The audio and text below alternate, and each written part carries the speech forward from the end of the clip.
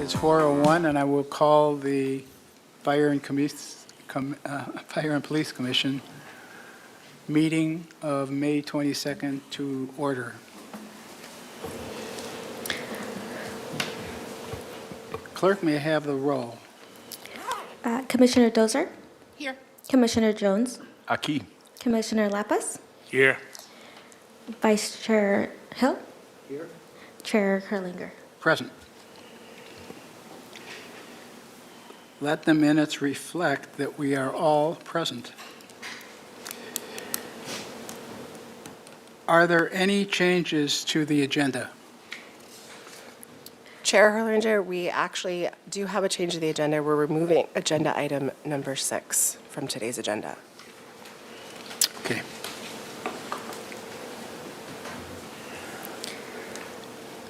I'm looking for the item that allows us to approve the minutes of the previous meeting. Number 4 on the list, I believe. Number 5. General public comment, Okay, and then we'll do the approval of the meeting minutes. all right. Are there any members of the public wishing to comment? Chair Herlinger, we do not have any in-person or online public comment. Okay. Let's move on to the approval of the previous meeting minutes. Item 5, approval of meeting minutes from May 1st, 2025, special meeting. There is a slight clerical error to the minutes. It's with the attendance of commissioners. It states that Herlinger was present and Vice Chair Hill was absent, and it's reversed.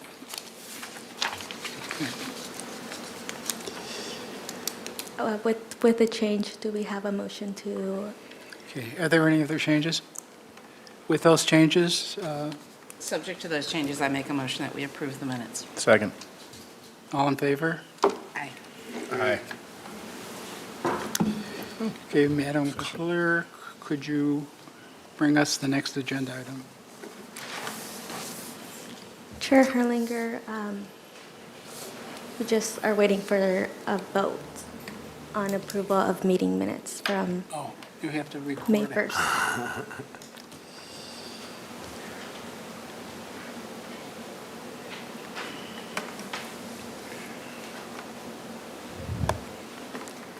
Commissioner Dozer, did you finalize your vote? I thought I did. Lock it. And I did, I hit that. it does time out, so it might have you redo I it hit again. it 3 times now. Let-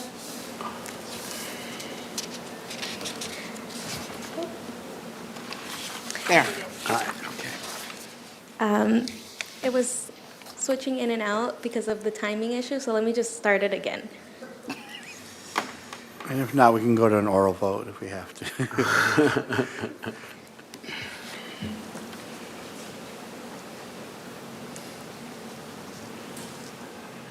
Perfect. Meeting minutes, motion passes. Okay, item number 7. Agenda item 7, introduction to Genesis evacuation software. Chair Herlinger, members of the commission, Chris Males, your fire chief. I'm here with Stacy Rosenberger, the emergency services manager for the city. We're going to talk to you a little bit about the Genesis evacuation software program that is soon to be implemented through the entire county. We were recommended to bring it to you, and you are getting a sneak peek of it at the city of Santa Barbara. So outside of fire, police, and emergency services, you're the first to see it. Genesis is a widely used program throughout the state that assists with evacuations of people based on zones or areas of the community. The previous name of the company was Zone Haven, and it was acquired recently by Genesis.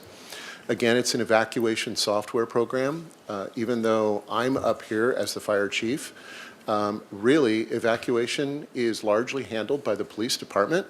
And so the group that worked on this internally within the city, and then of course externally with the county, Stacy really was the centerpiece of the implementation of this. So fire, police, public works, we all work together to come up with a system that's going to work really well for our community. To share just a little bit of background about it, it's Genesis has been in business for a number of years.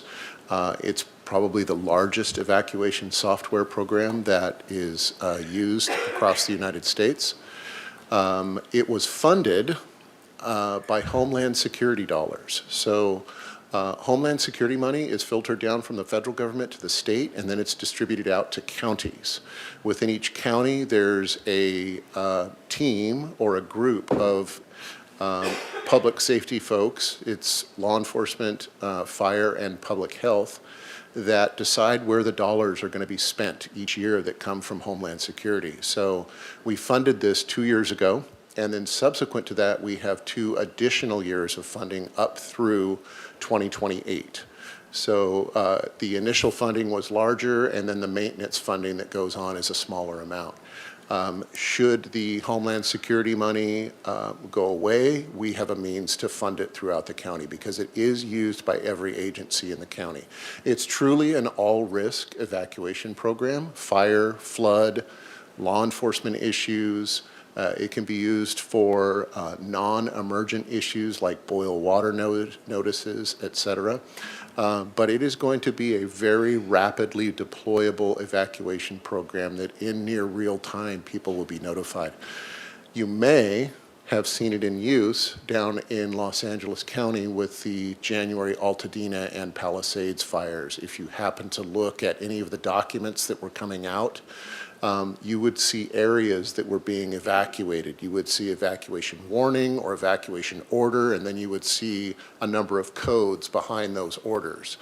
Those were Genesis evacuation zones. So it is being used again throughout the state, and Stacy's going to give you the timeline, but you will see public service announcements very soon, and then actual implementation by the end of June. So with that, I'll let Stacy carry on.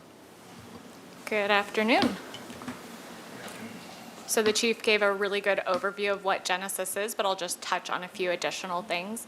Like we said, it is a zone-based evacuation mapping software. So it's really helping us visualize those zones in a very quick manner.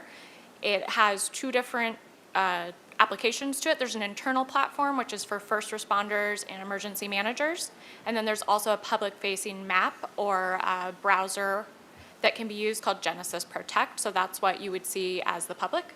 It allows us to have pre-identified emergency zones for all of Santa Barbara County.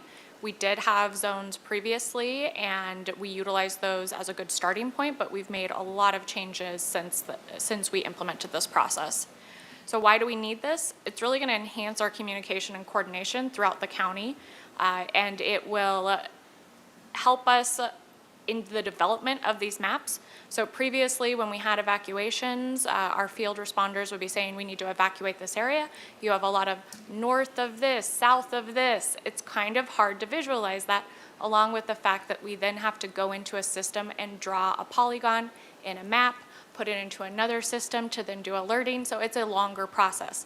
With this, we have those zones already identified, and we've looked at the hazards, like we said, so it makes it much faster for our field responders to identify that hazard at risk, confer, and change that status to that zone to evacuation warning, evacuation order, shelter in place, or advisory, and provide additional information to the community members with that change.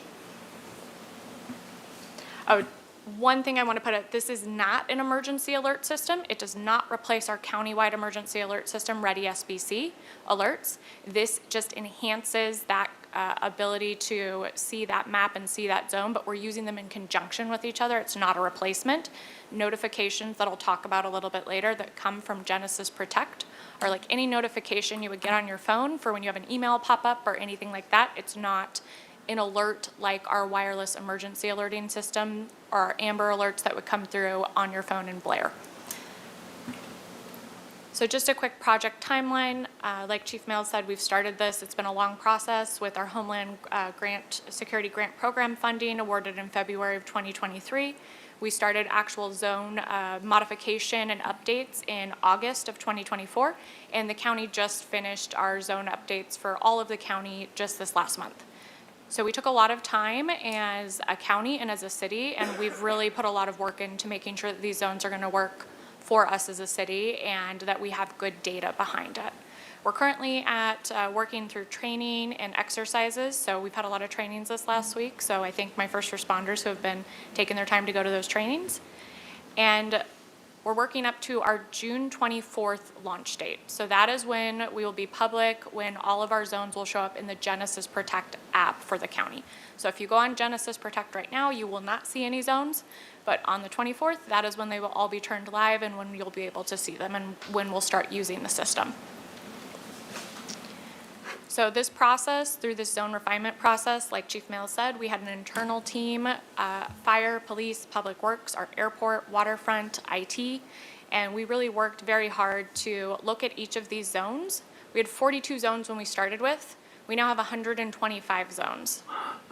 So it may seem like a lot, but it was very intentional in how we did this. We really looked at all the hazards. Many of our zones, our 42 zones we started with, were very fire-centric, I would say, and they were very large. So we were potentially evacuating more people than we wanted to, or we would have had to cut that zone down, which could be take a little bit longer when it came to alerting.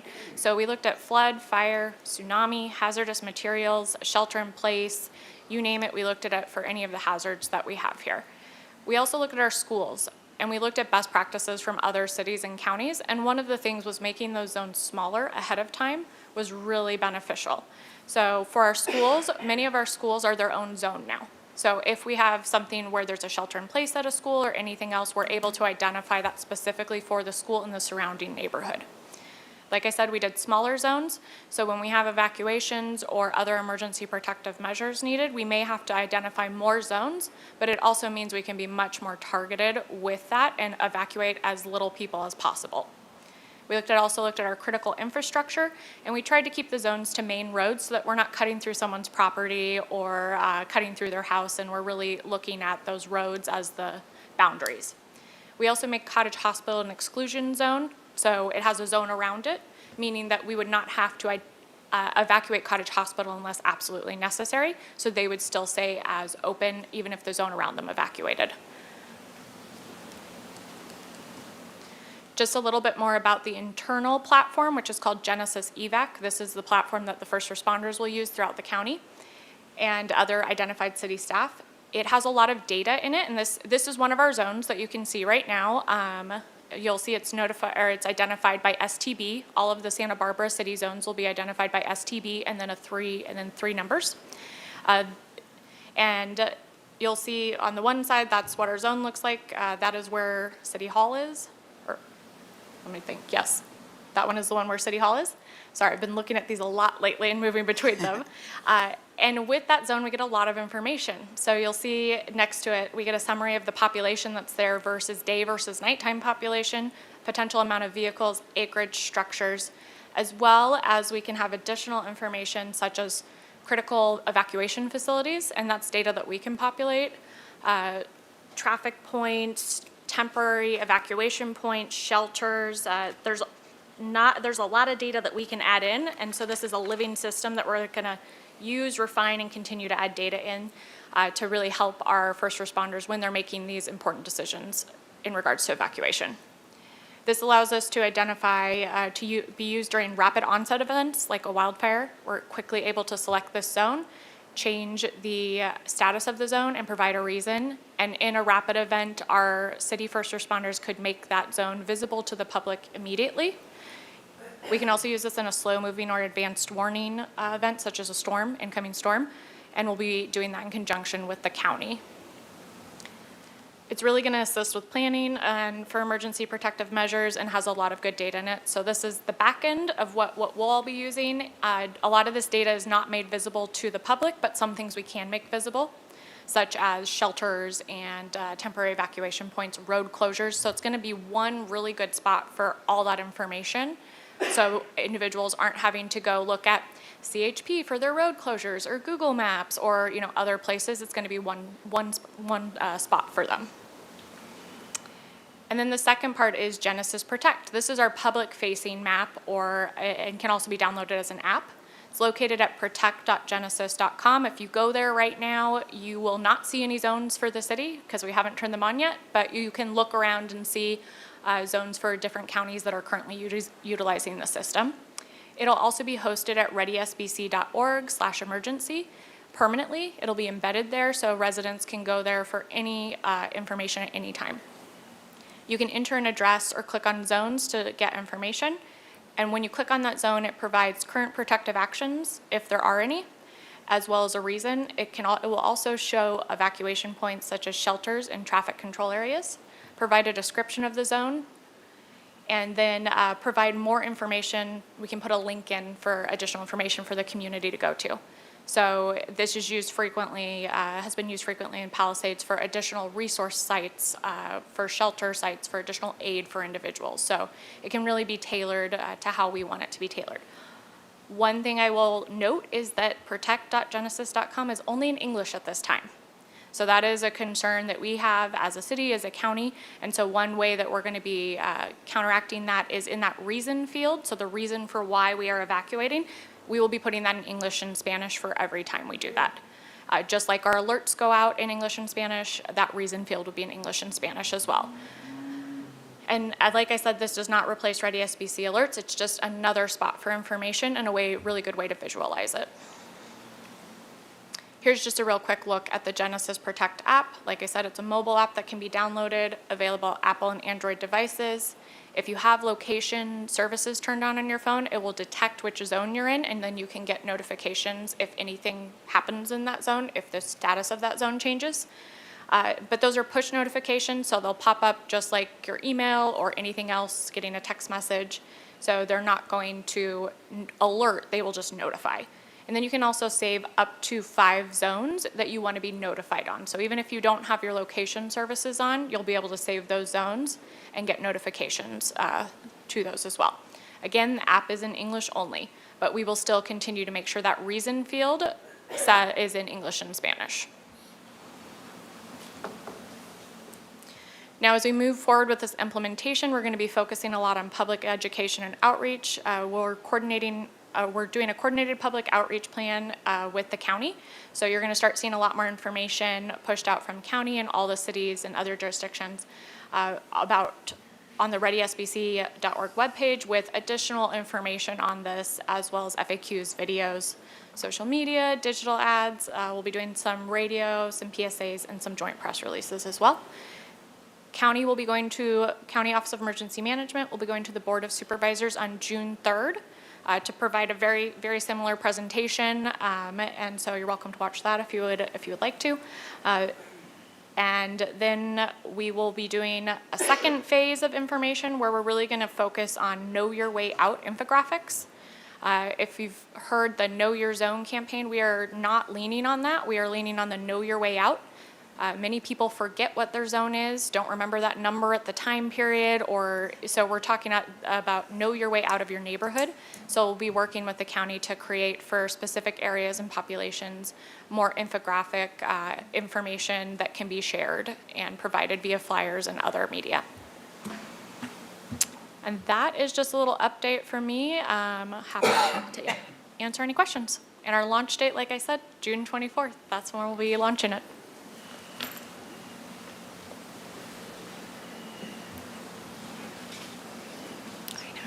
I noticed it too.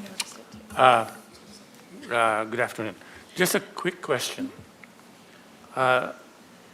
Has, in the testing and preparation for the launch, has there been any simulations of traffic jams? And I ask this because having lived in Japan where there's a ton of disasters, one of the early learnings was, granted Santa Barbara is less dense than most cities in Japan, both trains and buses and cars almost negated the benefit of an evacuation. So they had to actually chart evacuation routes, if you will. Just curious whether you're doing that. Thank you. That's more evacuation. Yeah. Commissioner Jones? The answer to that one. Was that a question? That was a question. So, yeah, I'll answer the question. So first of all, great question. All of our areas are challenged when there is an evacuation. When you're trying to move large amounts of people out of any small geographic area, it does become a challenge, and it can be a challenge. Central to that is that our folks need to be very aware of the fact that at any given point they can be evacuated. And it goes back to a concept that we use called ready, set, go. And that means that at any point in time, you are always ready to evacuate. And that is well before an emergency even happens. And then when you see smoke on the horizon, or there's been an earthquake, or what have you, you should be set to go. That's when you've got all of your things compiled, into your vehicle, et cetera. So that when you are ordered to evacuate, you're not running around looking for valuable papers and photo albums and things like that. That should have been done earlier. So, but you do bring up a good point that when you are moving people, and we always get asked this question, which way should I go? And you can't answer that question because it depends. Is the fire coming from the left or is it coming from the right? Is it coming from above or is it coming below? So evacuation education can be challenging at times because people really want to be told you should go, hang a left, and you're out of here. Well, that may be right into the path of a fire. So what's really important to us is that we notify people very early on. Also, there's multiple levels of evacuation notifications. So there's an evacuation warning, which means that an evacuation may be coming, and then there's an evacuation order, which means you need to leave. And so we do a really good job of coordinating those orders and warnings or even advisories because the goal is to actually have people leave before they really need to.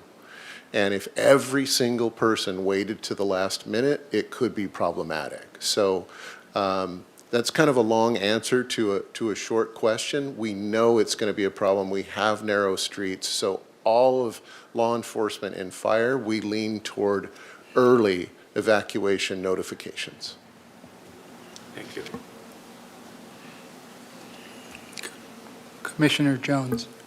Thank you, Chair. Thank you, Chief. Thank you, Stacy, very much. Just a couple quick questions.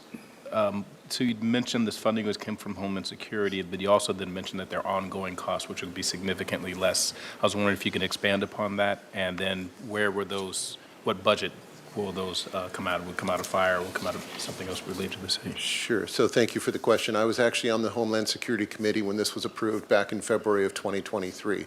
If memory serves, the initial cost of the program was around $180,000. So that initial funding, we get somewhere between $500,000 and $600,000 per year into the county.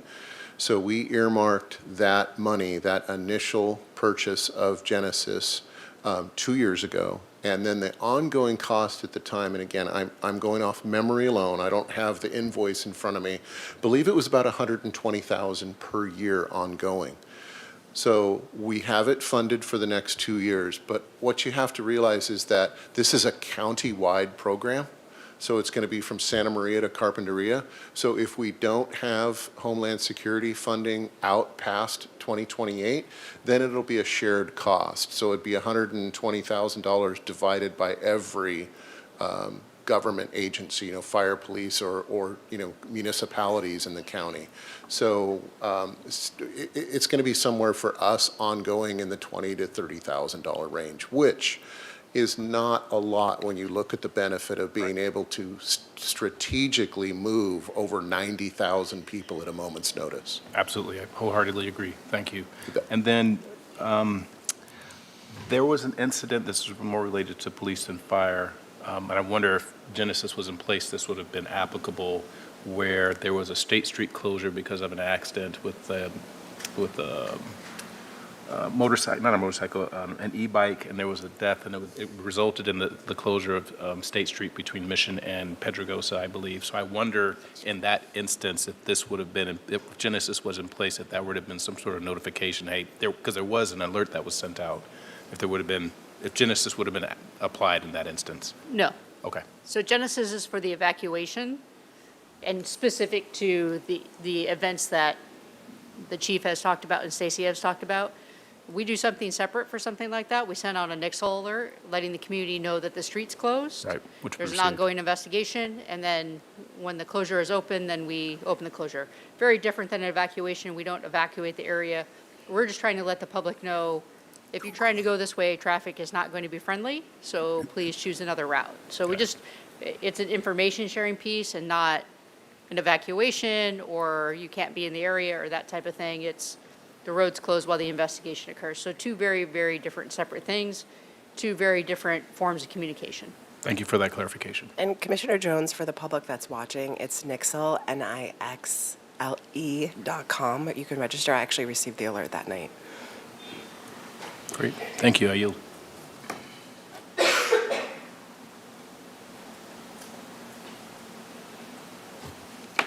I'm requesting to speak. Is there any relationship between this and the new Emergency Operations Center? How does that work together, or do they? Thank you, Chair Herlinger. So law enforcement is responsible for evacuations. What's really important is that we have central hubs that handle that evacuation. So, and Stacy, you can correct me if I'm wrong. So the primary notification system will actually say if an incident's within the city, it'll go from the city to the sheriff's department dispatch, and the sheriff, their dispatch center, will issue the notifications. And then it also can be done by the County Office of Emergency Services. So there's no direct relation between the starting up of the Regional Fire Dispatch Center, other than it's going to really serve as a central hub for all of the fire agencies, and any incident that happens in the county, the regional center will know right away that a zone has been activated, and they will know that via either a landline cell phone follow-up or radio follow-up, that they are evacuating certain zones, and the regional dispatch can ensure that they are being, that evacuation is being accomplished. Okay.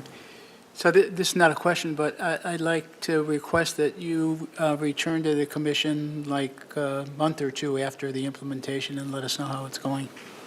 Okay. Yeah, we'd Will love to. do. Thank you. We'd love to. One thing that we wanted to talk about is readysbc.org. That is the central hub that the notifications come out of at the County of Santa Barbara. So very, very important that people register at readysbc.org. It just takes a couple of minutes. You put your name in, you put your address in, your cell phone, and that really is the central hub. And then Genesis works with and through the Ready SBC platform. So what's the, is that 14% or something? So we, if you may have noticed, we did a readysbc.org test last week. So that was a countywide test, the first time we've ever done that within the county. And I think prior to when county sent out the press release and started telling people we were going to do it, that was about 2 weeks before the test. We were a little below 80,000 people within the county signed up for Ready SBC alerts. And we saw a pretty big bump during that time period, and it was very successful. So we're hoping, I think the county's hoping to do more of that, and we always encourage people to get signed up. We saw a huge bump about an hour before the test even happened of people signing up and remembering to sign up. So always encourage people to sign up for alerts. It is our main way of notifying anyone in the county of these events. So, One more question. Go ahead. Thank you. You mentioned the mobile app is English only. Are there plans in the future to perhaps being able to expand that for the Spanish-speaking community specifically? So county as well as city has asked for that with Genesis, and I think it's in their list of things to do. I'm not 100% sure on that, but it is something that we're actively asking for But until that happens, we will continue to provide information in the areas that we can in English and Spanish, yeah, as well as through our normal channels of public information, outreach like social media, radio, anything like that, yeah. Thank you. Okay, if there's nothing else from the commission, are there any public comments? Chair Herlinger, we do not have any in-person or online public comments. Okay, thank you. Madam Clerk, can we have the next agenda item, please? Item 8, Santa Barbara Police Department Racial Identity and Profiling Act Annual Data Report.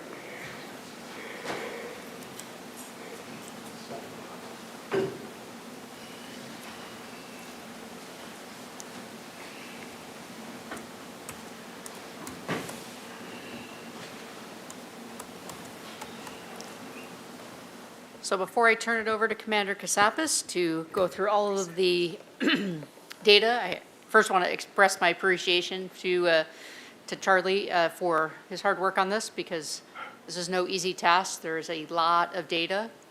We took some of the feedback from last year, and hopefully Commander Casapis worked diligently to try to, the graphs last year versus this year, to make the data make a little more sense. So of course, always willing to take feedback afterwards. I will also tell you, if you follow policing or different articles that come out, there's a lot of discussion over RIPA right now and the results of RIPA at the statewide RIPA committee.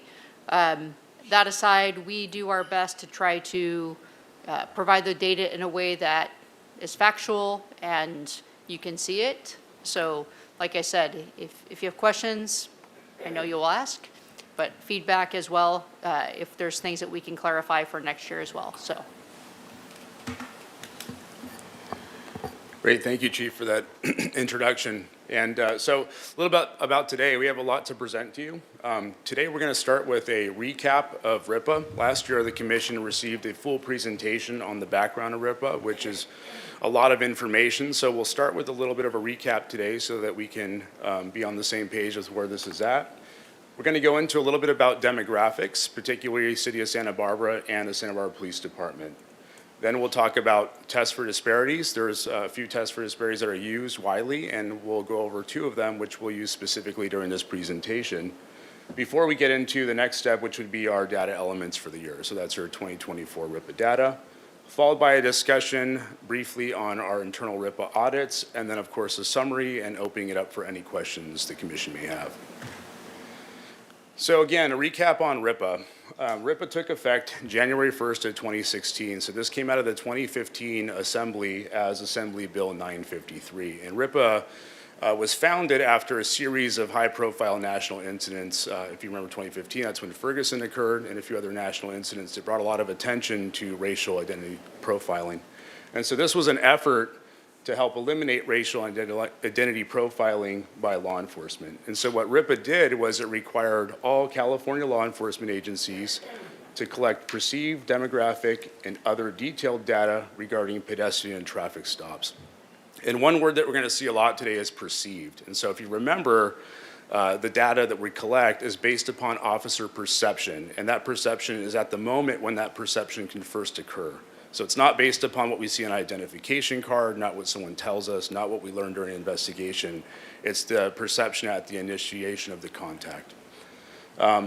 What we do with that data is all that data, it's collected as what's known as data elements, and then we provide those on an annual basis to the State Department of Justice. They collect that data into a database and then provide it ultimately to a RIPA board, a 19-member board, that then looks at it and analyzes it and produces an annual report. So the form that you see here on the left-hand side, that's known as the CJIS 2000, that is a 4-page document that is used to complete the RIPA data that we collect. Now, most agencies don't utilize the paper form. They utilize a electronic application form, which is what we do. We have a phone app called Veritone that our officers use after stops to plug this information in. And there's really 3 main categories. You can see there's a little bit of information that's collected about the reporting officer. There's information based upon the setting where the contact occurs. And then the meat of it are the data elements, which include things such as the reason for the stop, actions taken during the stop, search information, the result of the stop, and then again, perceived race or ethnicity, gender, sexual orientation, disability, English fluency, and whether or not there's a perception the person was unhoused. So the first demographic slide we'll look at here will be the city of Santa Barbara. And this comes from the most recent census data. And so as you can see here, the population, and this is our residential population of Santa Barbara, is about 55.8% white, 36.7% Hispanic, 3.9% Asian, 2% other, and about 1.6% African American. For comparison, this is the demographic chart of the Santa Barbara Police Department. These are our sworn officers. So this comes from Human Resources. The categories are slightly different, but similar enough to do some comparison. And as you can see here, our officers' demographics are about 48.8% white, 35.2% Hispanic, 8% two or more races, 3.2% Filipino, 2.4% Asian, 1.6% African American, and about 1% Hawaiian Pacific Islander. So this is a comparison of demographics of our city residential versus your Santa Barbara Police Department. And as you can see here, there's a pretty striking similarity between the demographics. And that's actually a very positive thing. There's a lot of research about this that shows that there's an increase in community engagement, perceptions of trust, perceptions of service when police department demographics match those of their community. And the Santa Barbara Police Department is very proud of having a very diverse group of officers that work here, and I think this is reflective of it.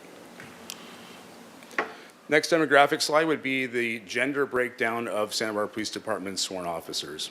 And so of the 125 officers at the time this was put together, 76% are male and 24% were female. And just for a little bit comparison on a national level, the national average is about 13% female at departments. And so we're almost double that. And then if you expand that to an executive leadership positions, that's about 3% nationally, and right now we're at 75%. So as we get into our data, one of the things that we'll talk about are some of the tests for disparities. So what are the tests for disparities when looking at RIPA data? And there's quite a few that are out there. These are probably two of the most common tests for disparities. The first one being the residential population comparison. And what that is, it's basically comparing stop data to residential population data. Very common method of analysis.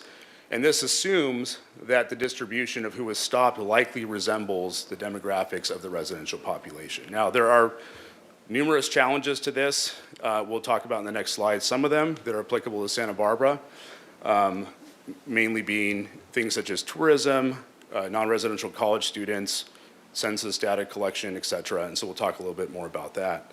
The second being an outcome comparison. And what this is comparing outcomes of stop data across categories of race and identity.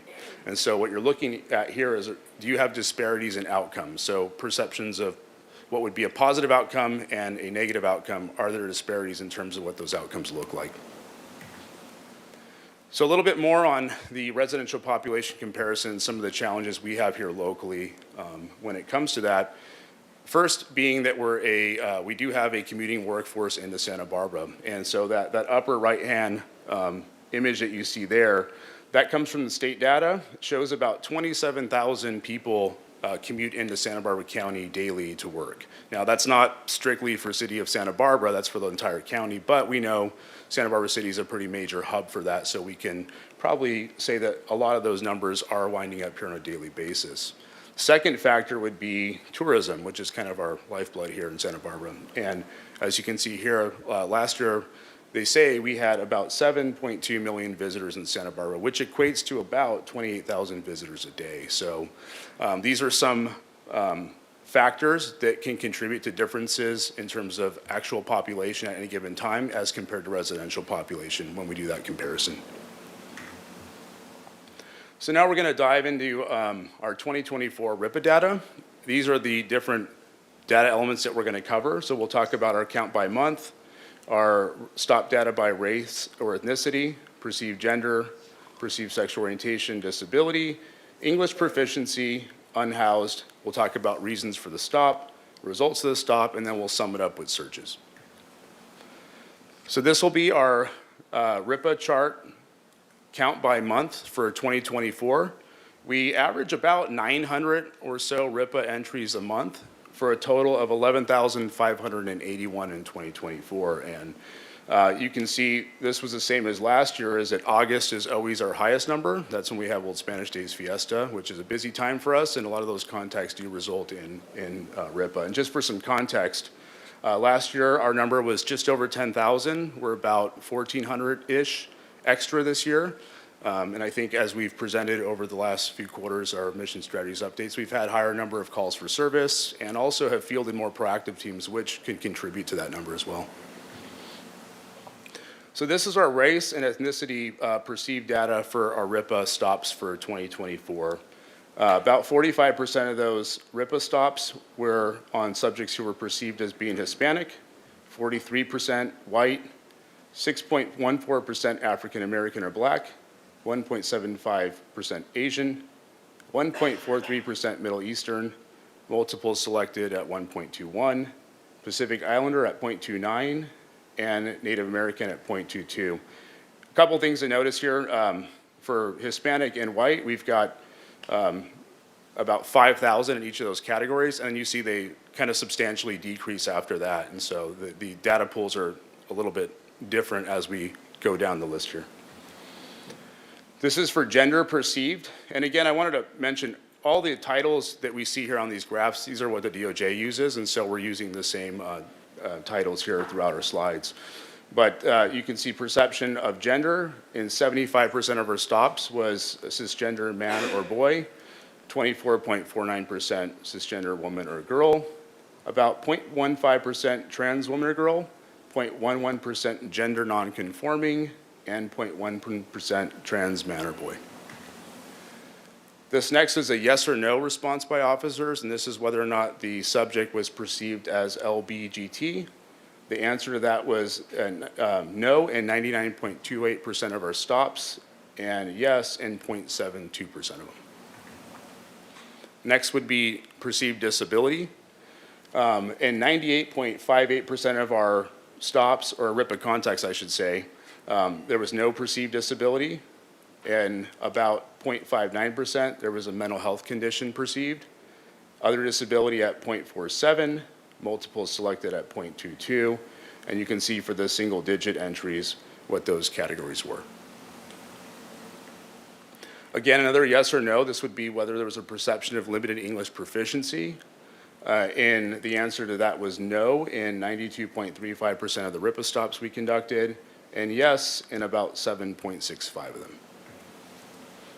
Perceived unhoused, again, another yes or no category. 75.55% of those stops, the officer's perception was that the person was not unhoused, and in about 24.45%, the perception was that they were. So now to the reasons for the stop. So out of all those 11,581 stops, the highest category was reasonable suspicion that the person was engaged in criminal activity. This is basically the legal definition of a detention. And so anytime we're conducting a detention, that requires a RIPA entry. And so that we would expect to see that. Again, we'll talk about this a little bit more in a few slides, but RIPA applies not only to officer-initiated activities, so things they do on their own, traffic stops, pedestrian contacts, but also to calls for service. That second category would be traffic violations at 4,512. That's about 38.96% of our stops as a second category. Traffic violations come up quite a bit actually in discussions about RIPA because oftentimes in traffic violations, the officer's perception occurs at the window when the person rolls it down. That's the first perception they can make on an individual. So it's not necessarily before the stop, it's after the stop has been completed when that occurs. So that does come up sometimes in conversations regarding that category. Next would be known to be on parole probation or mandatory supervision at 5.12%. Consensual encounters at 2.5%. Knowledge of an outstanding warrant or wanted person at 2.07%. And you can see the next would be for a 5150 or mental health hold at 2%. Probable cause to arrest or search at 1.89%. And that last category, investigation to determine whether the person was truant, that's when dealing with juveniles at 0.2%. So what were the results of our stops most often this year, the RIPA stops? The number one category was verbal warning at 33.51%. So the majority, or not the majority, but the largest category was verbal warning.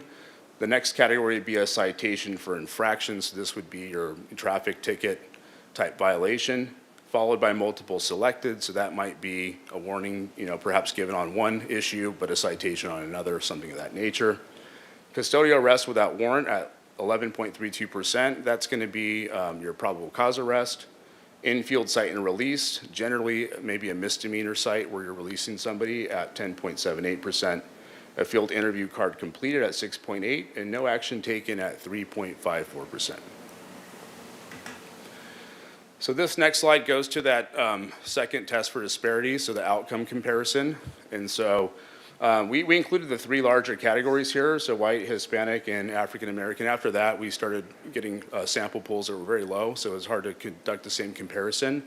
But as you can see here, this is how the breakdown was between those three groups, and there's a pretty striking similarity in terms of outcomes here, which is what we anticipated. And so you can see there are some slight differences in percentages, but generally the outcomes, both perceived positive and negative, are about the same across the board here.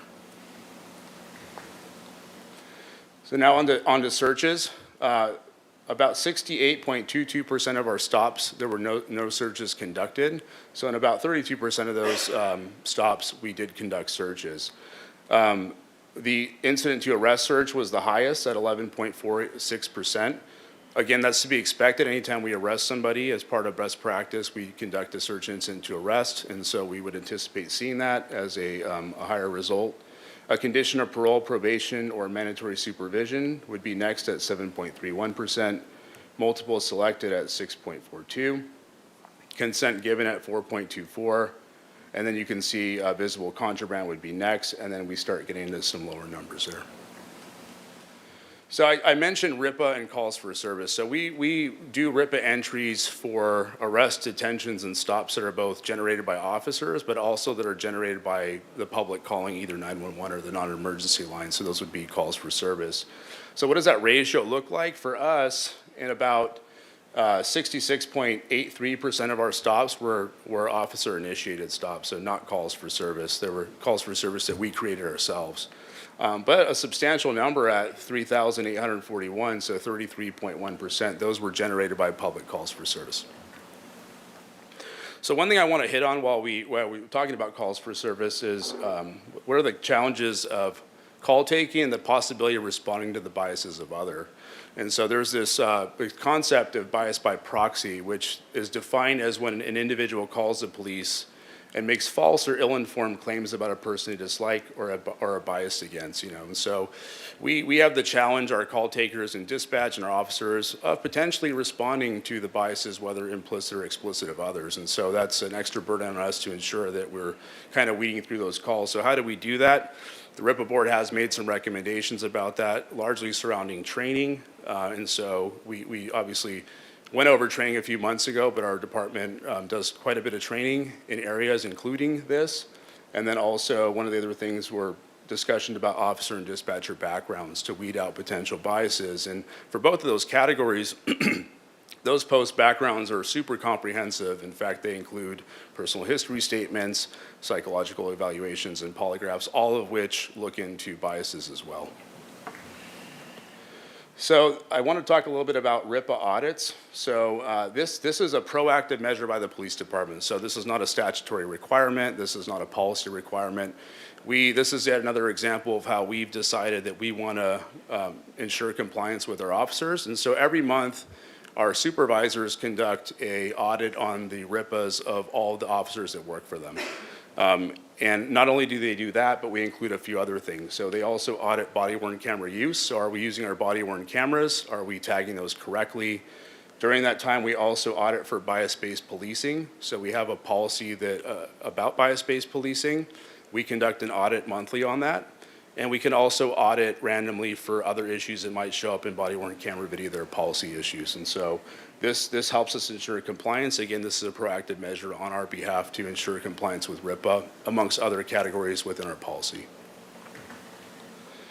So in summary, we had 11,581 total RIPA contacts in 2024. Santa Barbara Police Department is in compliance with RIPA reporting. Our officer demographics, as you saw, mirror those of our community. That's something that we're very proud of. We talked a little bit and showed some of those tests for disparities and discussed our commitment to ongoing training in areas such as bias-based policing, racial identity profiling. And with that, we'll conclude this presentation and open it up to any questions the commission might have. Thank you. Questions or comments from commissioners?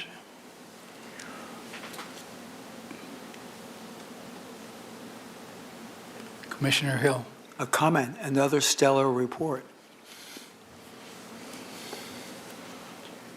So I have a question. Could you just tell us the RIPA board, is that a state board or who's on the RIPA board?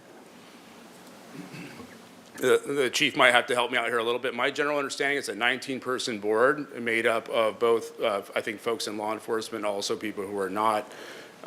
As far as what it's currently comprised of, I'm not 100% sure. Chief, do you have more on that by chance? There's actually very little law enforcement on that committee whatsoever. I think currently, right now, there may be 2, but mostly non-law enforcement members on that committee. I believe, I could be wrong, but I think they're all, the law requires a certain process for them, but I think most of them are governor appointments. So that's how I believe you end up on it. I probably should brush up on that, but I'm pretty sure that I'm correct on that. But yeah, it's 19 members. They have a chair, just like any committee, and then they go through this. Yeah, I'm a post commissioner. They present recommendations. They give a very thick report to the post commission every year and make their recommendations. Their report is pretty large every year. So, and is this a calendar year we're talking about, 2024? Yes. Everything for RIP is done in terms of the calendar year, not our fiscal year. Okay. And what percentage are we now with officers with body cams? 100%. Okay. Yeah. All of our officers wear body cams, all of our parking enforcement officers wear body cams, as well as all of our animal control officers. Okay. And just a note too, they don't just have body cams. All of our sworn officers, every single patrol car has a in-car camera as well. And if I may, Commissioner. Chair, the chief is correct. It's a 19-member board. There's a wide variety of members. You have lawyers on there. You have pastors. You have 3 law enforcement. So it's a mixture of all different backgrounds. And most of their work is done through 4 subcommittees. They have 4 specific subcommittees in different specific areas that make reports throughout the year and submit them. Thank you. Commissioner.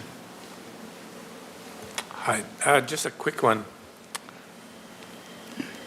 How is the judgment call made on a perception of mentally ill or mentally disabled? That one, well, see, the thing is the RIP is not about what you learn during the stop. RIP is about what the officer perceives upon that initial contact. So a lot of times someone may not present with a mental health issue until later in the contact.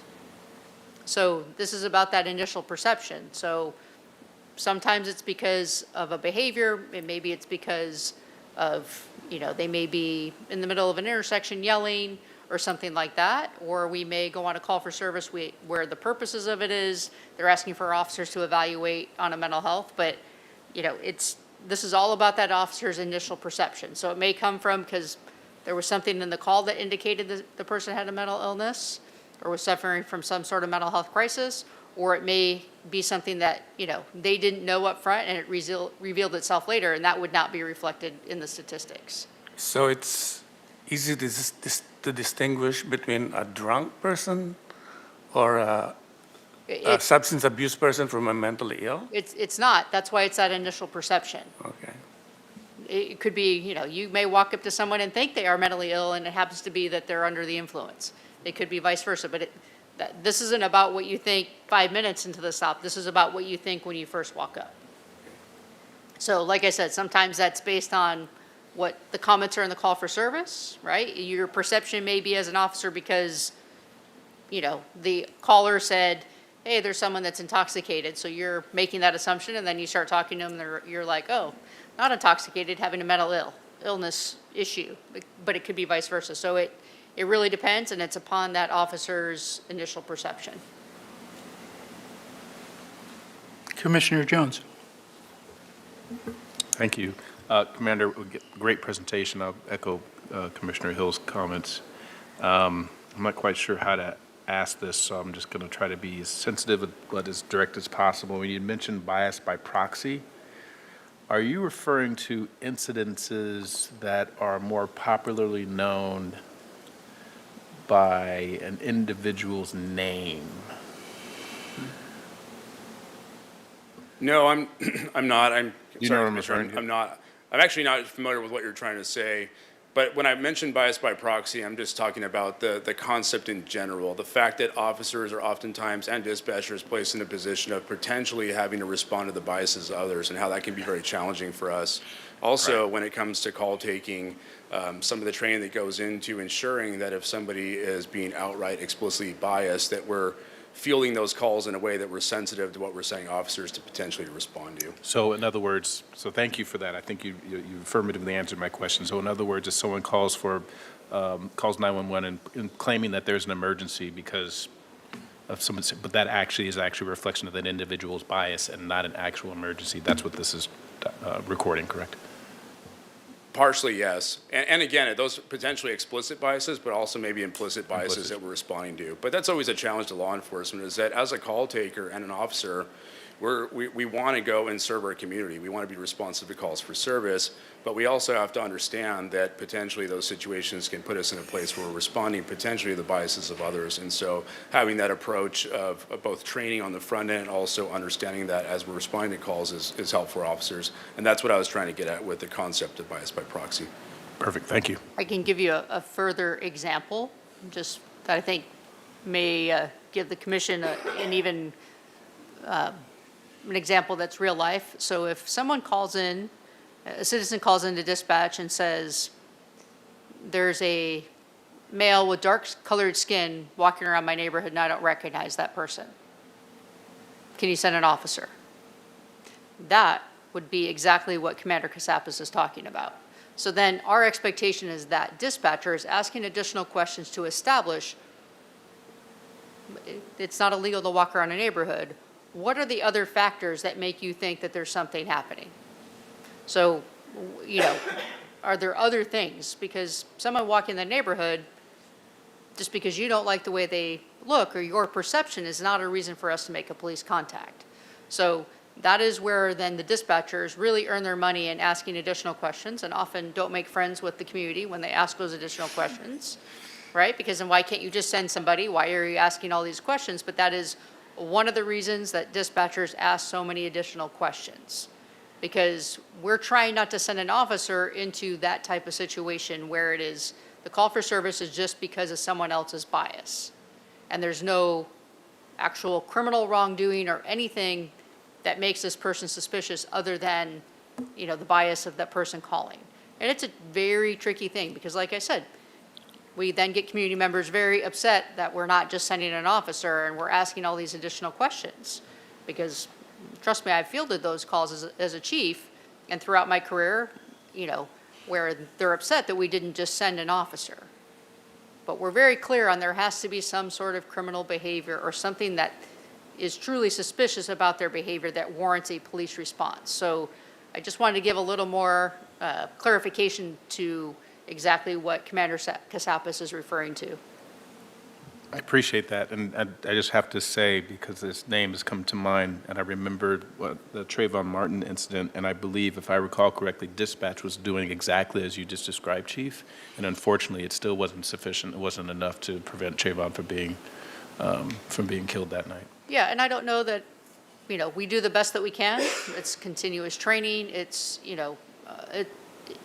there's no perfect answer to this other than, training and trying to ask as many questions.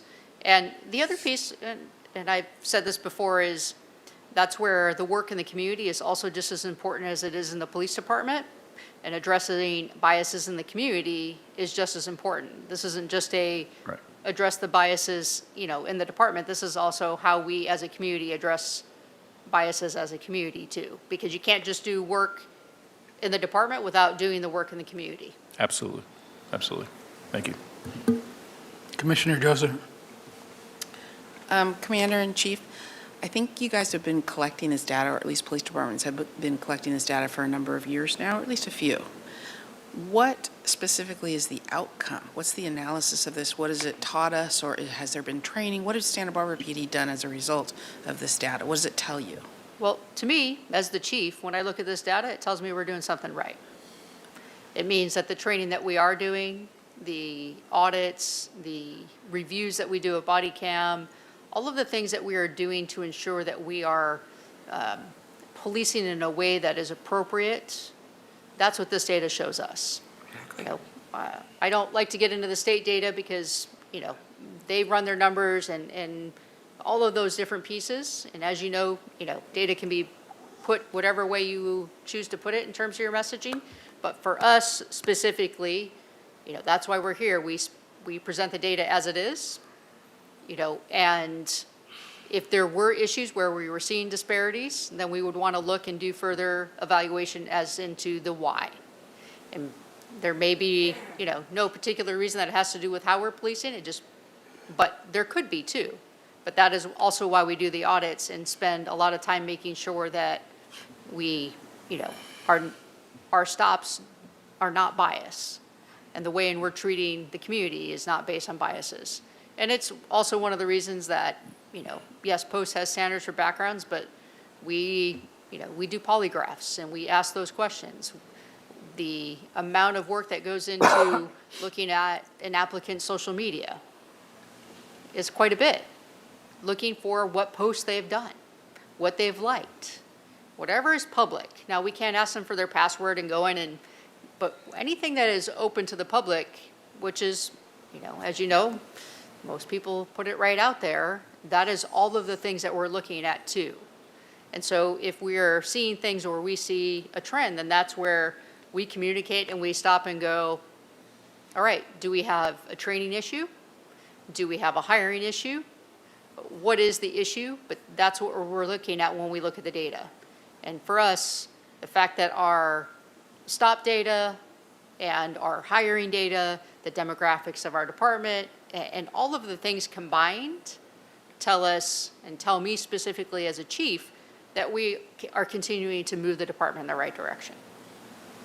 Perfect. Thank you. Commissioner LaPaz? Actually, I was going to ask the same question, but the chief answered it really well. Just one minor thing to the report. And again, I think it's wonderful that this is very useful for you, not just mandated by the law, but it's really useful for you. Are your audits more like a check on the numbers or a verification of numbers, or would it be useful if the audits are done by an independent person, not another higher level up police officer?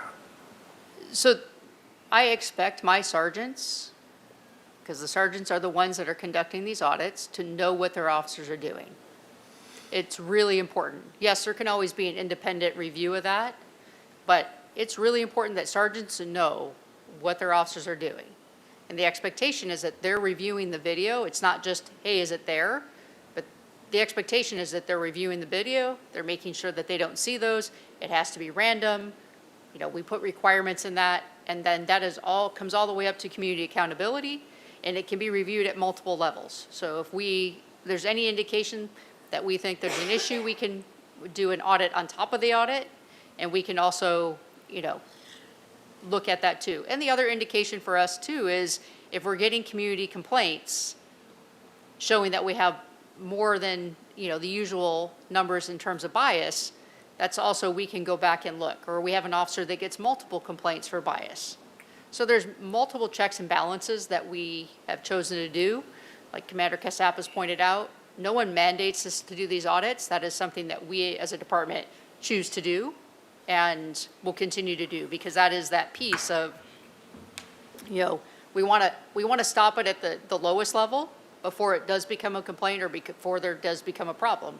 Because sometimes it's not about an officer being biased. Sometimes it's, younger, older, doesn't matter. Sometimes, you know, you're having a bad day and you may not have handled the call as well as you could have. Maybe it's a younger officer who doesn't have the same level of experience, but it also then gives that sergeant an opportunity to look at body worn and say, you know, I need to take this officer and take him out for a cup of coffee and have a conversation too about that, so that we can prevent little things from becoming bigger things as well. So there's multiple reasons for us that we, in fact, do the audits. It's not just about the RIPA piece, but it creates better supervision amongst all of our officers. And one last question on that one. The data is not sliced and diced geographically. I mean, we're such a small community, unlike like Los Angeles or big counties, that you could actually, because it would be interesting to see disparities in geographic zones, but you don't break it down geographically. I don't even think you can. No, we don't. And like the chief just mentioned, I'm not even sure that we can, because the way it's reported directly to the state. I mean, there's a possibility we can maybe take steps to try to do that, but I'm not sure if with the way it's reported, if that's a possibility or not. And if you did that, you'd have to be able to actually then break your population data down as well in terms of the city. So that would be a problem.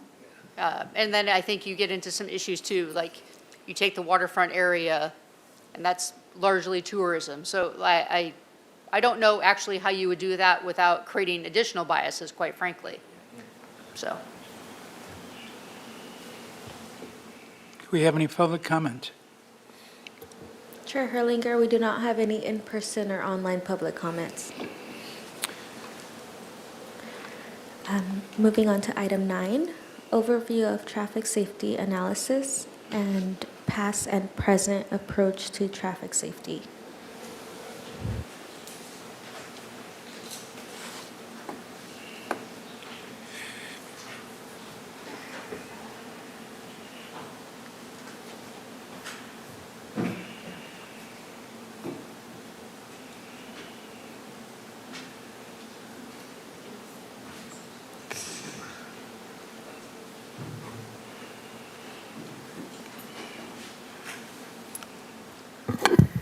Welcome. Yes, good evening. I'm Jessica Grant with the City of Santa Barbara Public Works Department. I'm the supervising transportation planner.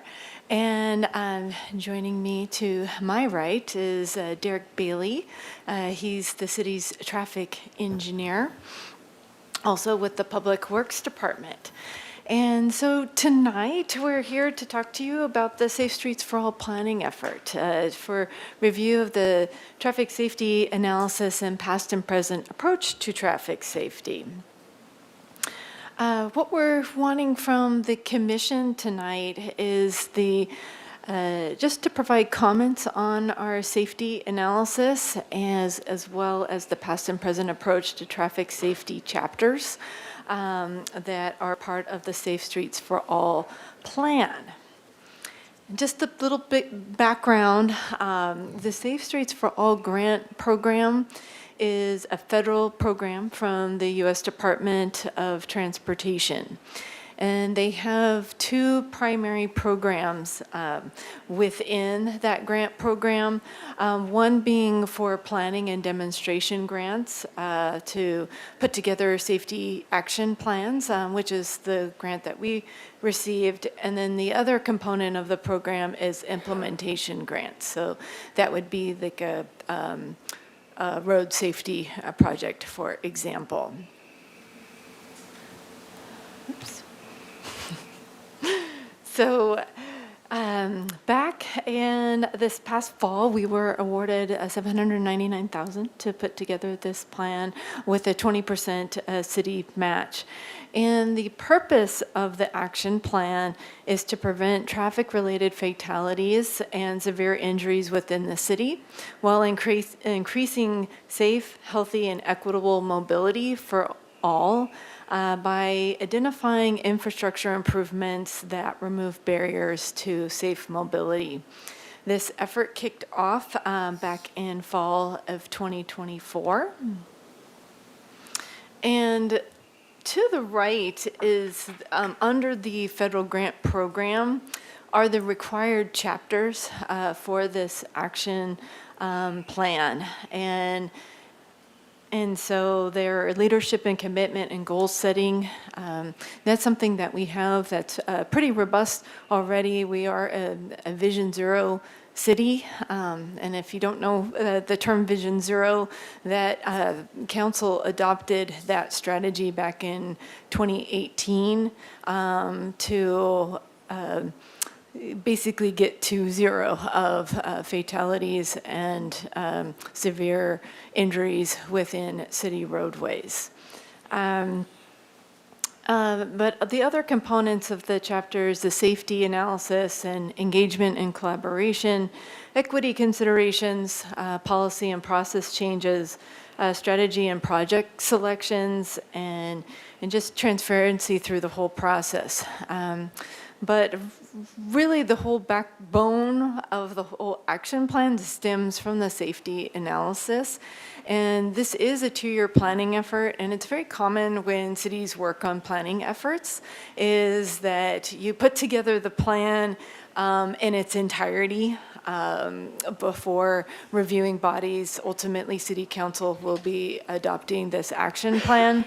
But we thought it was really important to have sort of this slow roll of chapters as they become available. Because when we go out into the community to talk about traffic safety, it's good already to have, well, what are we seeing in terms of our collision data? And we really wanted to have a sort of a roadshow of the traffic safety analysis. Our main committee, when we go through these planning efforts from a transportation perspective, is the Transportation Circulation Committee, which we went before a few weeks ago with the same chapters. But we also thought it was very important for the Police and Fire Commission to also review this data, because a big part of traffic safety does involve education and enforcement. And then we also are going to be going before the Neighborhood Advisory Council in a few weeks as well. I've been going before that committee for a long time. A lot of the projects that Mr. Bailey and I work together on are traffic safety plans for neighborhoods and overall traffic safety from engineering standpoints. And for that neighborhood committee, it's just a good place to disseminate information on very important safety projects that we work on. When we put together, just spoiler alert, on the safety analysis, our collision statistics are not good. We'll be going over that. But this isn't our first time reviewing collision statistics either, and we have had a long history of responding for traffic safety for a multitude of aspects from an engineering, enforcement, education type of standpoint. And so we also thought when we released this collision data that we also needed to put into context, well, what have we been doing? What are we doing right now? For this presentation again, and what we're looking for feedback from this commission is really when you read those chapters, did they make sense? Did it leave you with more questions? How could we really make this digestible for the public to review and then ultimately to receive council approval and continue to work on efforts for traffic safety? Besides there are some additional chapters that we could also add to this planning effort, and we also wanted to add a Safe Routes to School chapter as well. Just to put into context too, for this safety action plan, Mr. Bailey and I and our larger team have been very busy with implementation of capital infrastructure projects related from the pedestrian master plan, the bicycle master plan, and also some of the initial Vision Zero strategy projects as well. So we see this Safe Streets for All action plan as sort of the 2.0 for all of those other planning efforts, because most of the capital projects addressing traffic safety that have been called out in those plans have either been completed or are underway. So let's dive into the traffic safety analysis chapter. The chapter, again, what we'll be showing you this evening is not every single graph that you read in the chapter.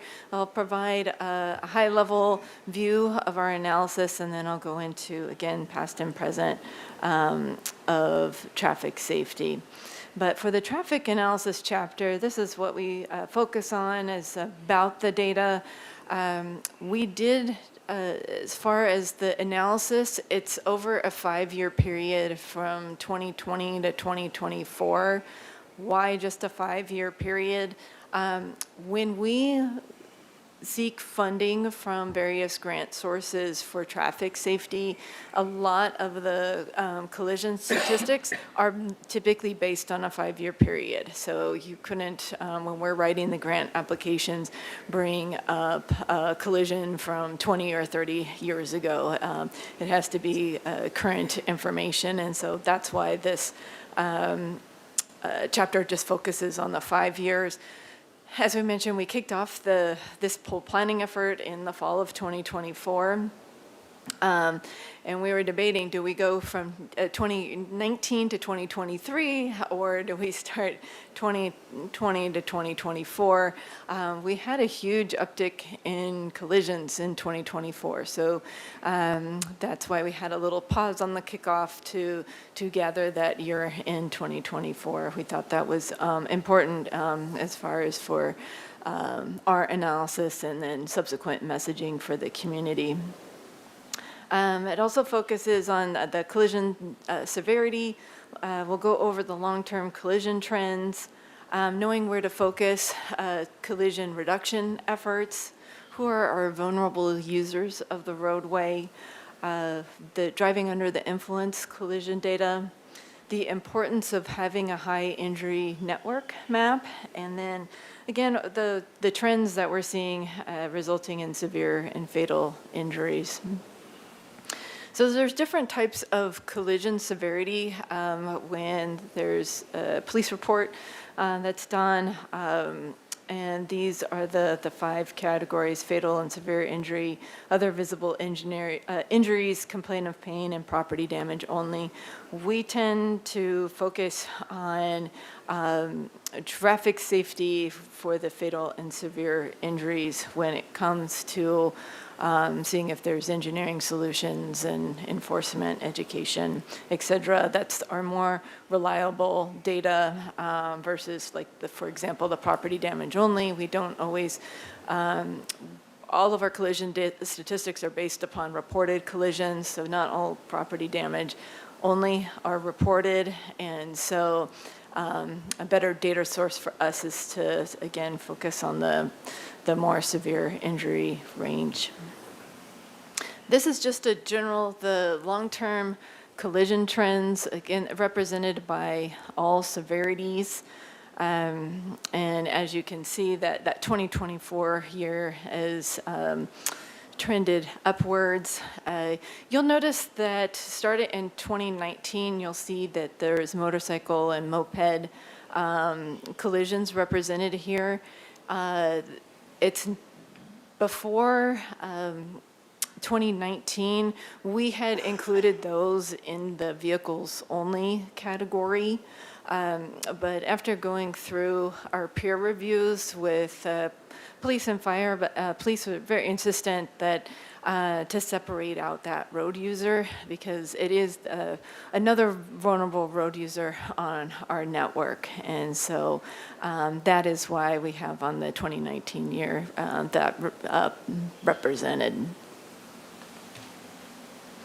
Oh, and I forgot to mention too that what's also very interesting in our data, I think there's a perception too, oh, we're having all this development in our city and oh, there's so much more traffic. And because we have more traffic, that's why 2024 has we've seen an increase in collisions. But what we're noticing in traffic is that it has not come back to the pre-pandemic levels.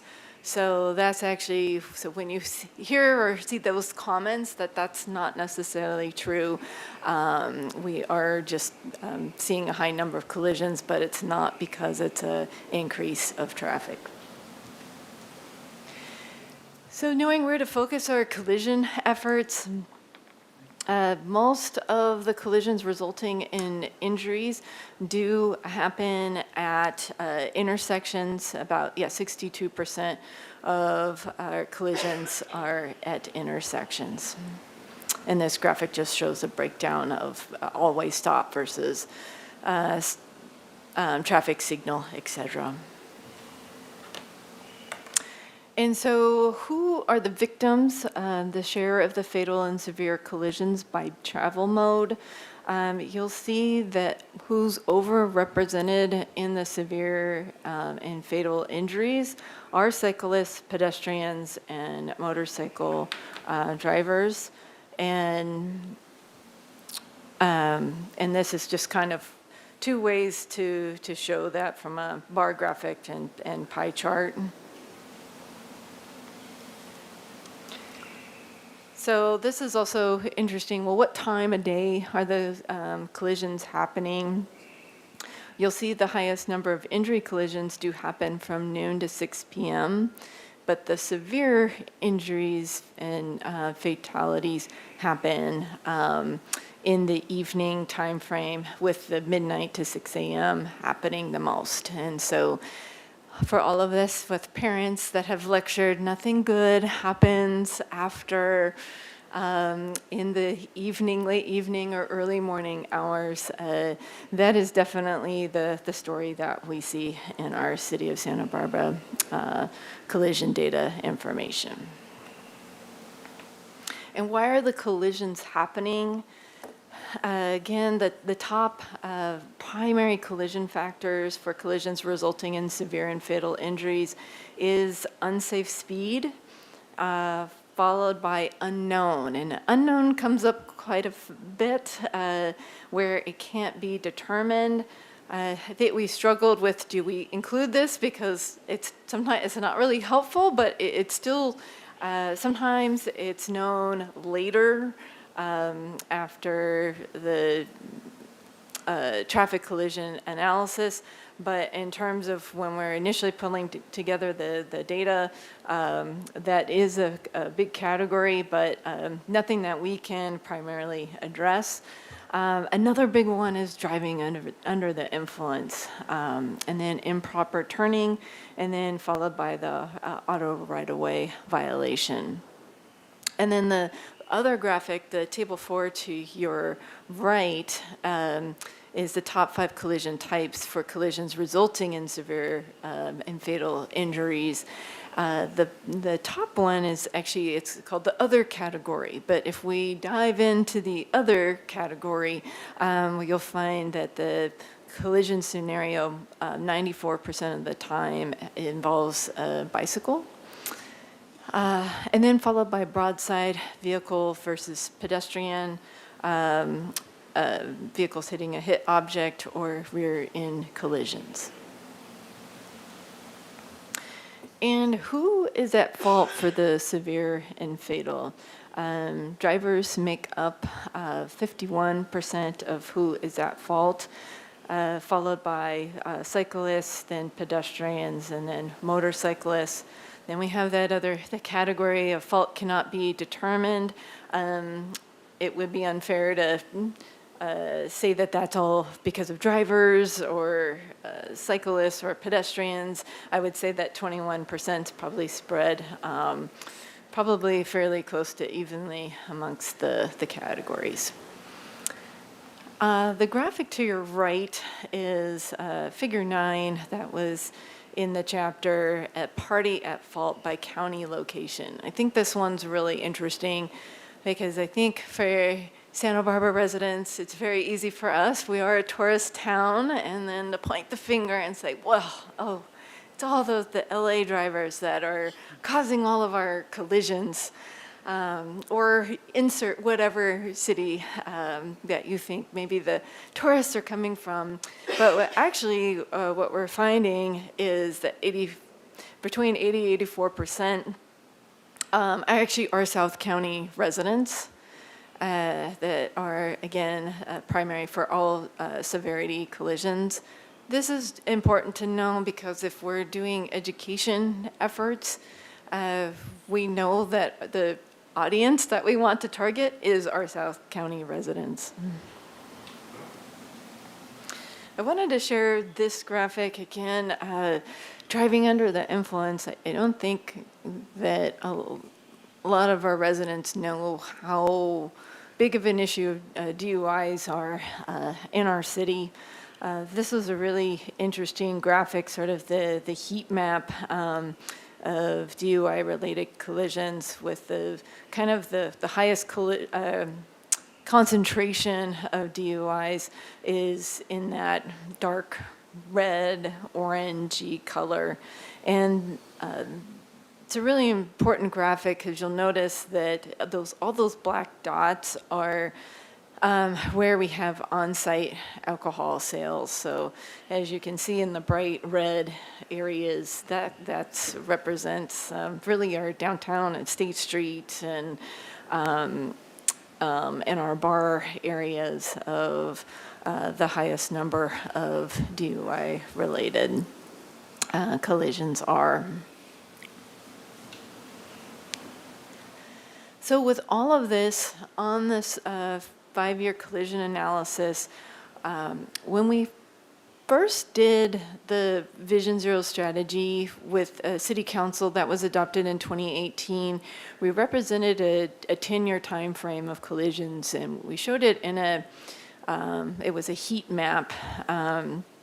What we're seeing a lot of communities do now is the high injury network, and I want to make sure I get this.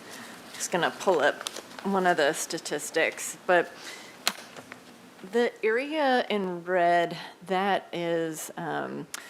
represents 5% of a city streets by length. And just to put it in reference, we have about 239 road miles within the city. So that 5%, in that red area, 45% of collisions resulting in severe and fatal injuries. That's that red area represents the 45% of severe and fatal injuries, and then 35% of all injury collisions. In Tier 2, which is the orange, yellowy color, it's the following: 15% of city streets, 43% of collisions resulting in severe and fatal injuries, and 38% of all injury collisions. This is just to show too, I think that given very limited resources and if where we put our money in terms of engineering, education, enforcement efforts, these would be the areas of highest focus if we're going to move the needle in reducing the amount of collisions in our city. Another thing that having an adopted high injury network in our city is you can automatically reduce the road speed by 5 miles per hour. So you might have seen, if you've gone to Goleta, they have an adopted high injury network, and they recently changed a lot of the roadway speeds by 5 miles per hour. You may have noticed along Cathedral Oaks and Calle Real and other areas. So that is something, again, if the city has also an adopted high injury network, that is something in the legislation that we are allowed to reduce traffic speeds. And then this graphic just shows trends in collisions in severe and fatal injuries. We did not have the trend for 2024 for the rest of collisions as we compare to the state. But again, this shows like our trend for severe and fatal. And as you can see, we had a big uptick in 2024. And again, overrepresented in these statistics are vulnerable users, motorcycles, pedestrians, and cyclists. So what do we pull from this data that sort of things to focus on moving forward is to reduce collisions and severity of collisions, again, to continue to have pedestrian, cyclist, and motorcycle safety. To address speeding and aggressive driving, address DUI collisions, broadside collisions, and just overall reducing collisions at intersections. And another thing I wanted to point out with the bicycle data, that one thing that is interesting, I know in some of the graphics that drivers were primarily at fault for a lot of the severe and fatal, but we're also noticing in bicycle collisions that we're having an increase in those. Until recently, and this goes not only state but federal, as far as separating out between e-bike riders and I call it the acoustic riders, or non-e-bike riders. We are definitely seeing just again an uptick in bicycle-related collisions, and then a more of a spike in the e-bike realm. And then as far as fault as well, again, where it had been more driver at fault, we are seeing more e-bike riders at fault in the collision data. But again, most of the data in the tracking and police reports didn't happen until 2022, and it wasn't even a full year of 2022. So we're just starting again, from a local, state, and federal level to understand collision-related statistics with e-bike cyclists. So we'll continue to be on a lot of the different trainings and webinars on that to glean more information. I think with that, how's everybody doing? Are we good to keep moving? Okay, so now I want to launch into the draft past and present approach to traffic safety chapter. Because I think when you see the safety analysis and collisions, it's high. It's not good for a city of our size. But what have we been doing to address traffic safety in our town? Well, you might hear a lot of times, oh, it's the 5 E's or 7 E's, et cetera. I think we have 7 E's for us that I wanted to highlight this evening. Again, there's lots of ways to address traffic safety, from engineering, enforcement, emergency access, education, encouragement, equity, and evaluation. Evaluation's pretty much just evaluating all of the other categories above that.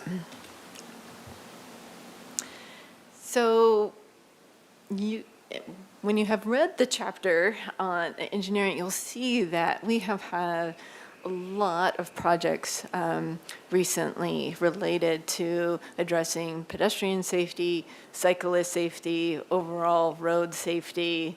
And again, when you see the collisions, like, well, are these projects doing anything? Like, we've been really good. The only way we can fund traffic safety is through grants. If we don't have the funding available to fund within our own capital programs, other than leveraging some of the money for our grant applications. But what we have done is evaluating the pre and post project in terms of collisions. And so when we do that, we are noticing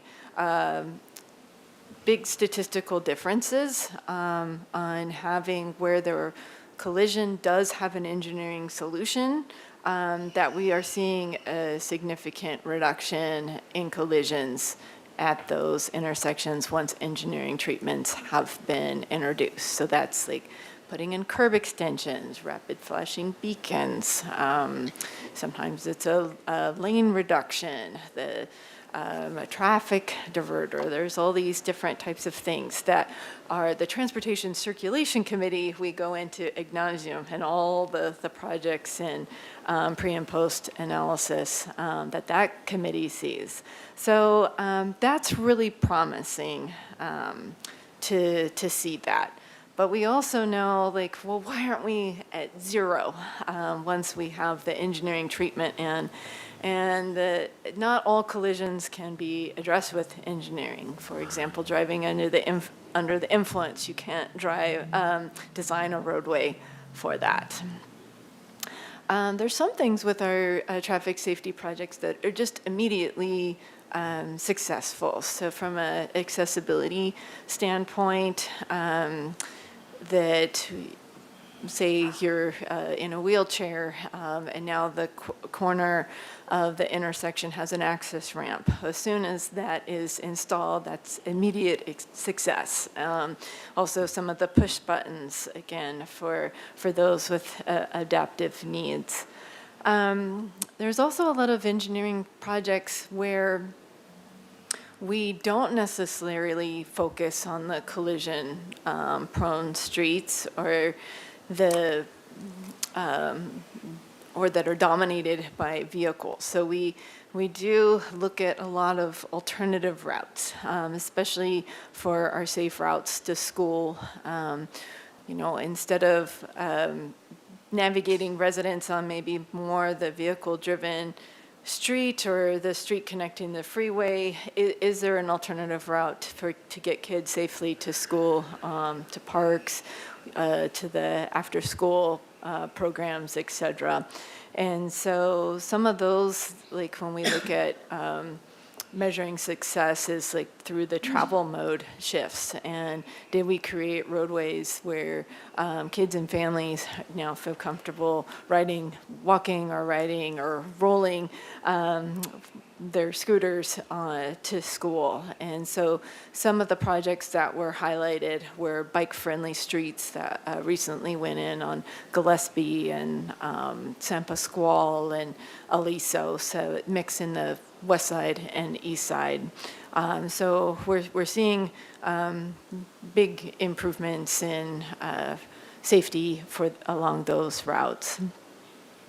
When to measure success, I think it's when we put in install a project it's, the best day is not the first day that it's in or a traffic diverter. It takes like 3 to 6 months for traffic patterns to settle before we can actually start to do evaluation.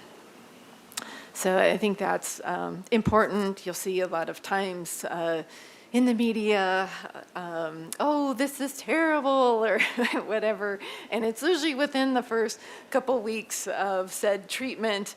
But again, once you wait 3 to 6 months, that, again, the traffic patterns start to settle. That's when we start to do our analysis, or just in-person reviews, camera reviews, et cetera.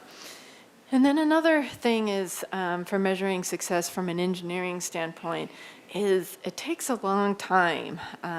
We want to move the needle to, really, again, address the severe and fatal injuries, but just improving one intersection, and sometimes the pre-2014, that's all we had funding for every couple of years, was just maybe one intersection.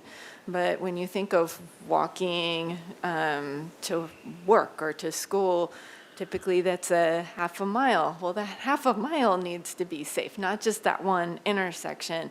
So it takes a long time to kind of move that needle, and especially like as a cyclist, for example, a typical radius before you choose a different mode is like 4 miles.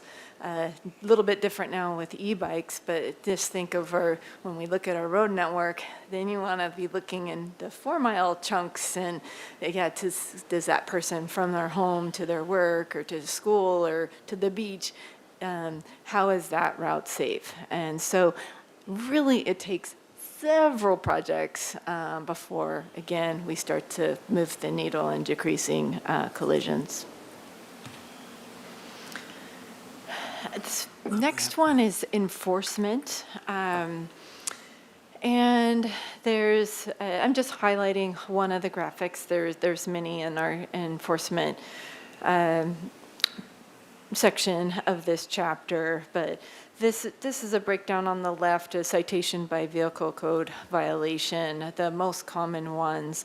And so our law enforcement has really focused a lot and issued citations for speeding, stopping, distracted driving, or bike riding, and DUIs. Again, what we see are trends, the 5 targeted behaviors that continually need to be addressed is impaired or distracted driving, failure to stop, speeding, failure to yield or provide right-of-way, and just the general discard of traffic signs and signals.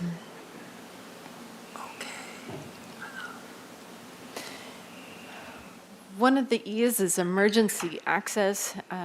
Under the federal grant, it's what they call it emergency access or post-crash care. And this is a sort of multi-prong, but after a collision has happened, there's certain care in place so you're not creating subsequent collisions or secondary collisions, and then also making sure that law enforcement, AMR, everybody has then safe access at the scene and then from the scene to get assistance, whether it be hospital, et cetera. There's also so like I said, there is procedures in place for law and emergency personnel when it comes to post-crash care. And then we also always want to be on the proactive side too. So a lot of what Mr. Bailey and our work on is working with police and fire for our engineering projects, capital infrastructure projects, for review from an emergency access standpoint. And also the fire plays a big role in our land development review of private projects too, from an emergency access standpoint. The next D is education. A lot of, in the past, since really since the Vision Zero strategies has been adopted, there's just been a lot of messaging related to Vision Zero projects. Again, with a lot of those focusing on safety measures for our vulnerable users of pedestrians and cyclists, and really stating the why behind the projects. We've also, because for e-bikes, e-bike riders comprises about 50% of riders of biking in the city. 50% are about e-bike riders, and so we've had a lot of messaging related to e-bike safety, community-wide and through the schools, and safety along the temporary State Street Promenade, and safe routes to school education programs. So we contract with MOVE Santa Barbara County. Not only does our city, but the whole South County does, and North County, and they provide education K through 12 on walking and biking safety. We've had a long, when it comes to encouragement, a history of promoting walking and biking in our community. We are nationally recognized for being a bikeable city. We've also had a lot of encouragement for our public bike share system. That's the B-cycle bikes that you see around town, the white e-bikes. I believe we're over 2 million miles ridden on those particular bikes. And then also promoting just alternative transportation with transit. Again, we try to lessen congestion by giving, it's a goal of our circulation element that no matter when you leave out your front door, you should have a choice whether to walk, bike, or drive a vehicle. One way to lessen congestion in our city is to provide good infrastructure for walking and biking. The equity chapter, there's, as you know, in the federal government, there's a lot of changes in equity. And from when we initially wrote the grant and their mapping software for what are the equitable areas within our city, like for underserved populations is another way to say it, or environmental justice communities, that the mapping has changed, so we're still wrapping our heads around that chapter. In the lower map in purple shows the underserved communities by the latest federal definition. Depending upon what grant source we're working on, whether it's a local grant source, state grant source, or federal grant source, please note that the underserved community definition changes with every grant source we work in. So the one on the top with the green areas, that is the environmental justice communities by our region, by the Santa Barbara County Association of Governments. So some of the grants we work on, you're allowed to use the regional definition. We do note that pretty much all of our grant sources for the big projects, for example, under the, oh my gosh, the state's active transportation program, in order to receive any funding from there, you've had to have had a component of environmental justice or underserved communities. So really a big targets in the projects that we received are in areas that are qualified underserved. So generally speaking, that would be areas of the east side, west side, and our downtown. And again, we will have a chapter on that coming soon. We'll And that will go before the Transportation Circulation Committee.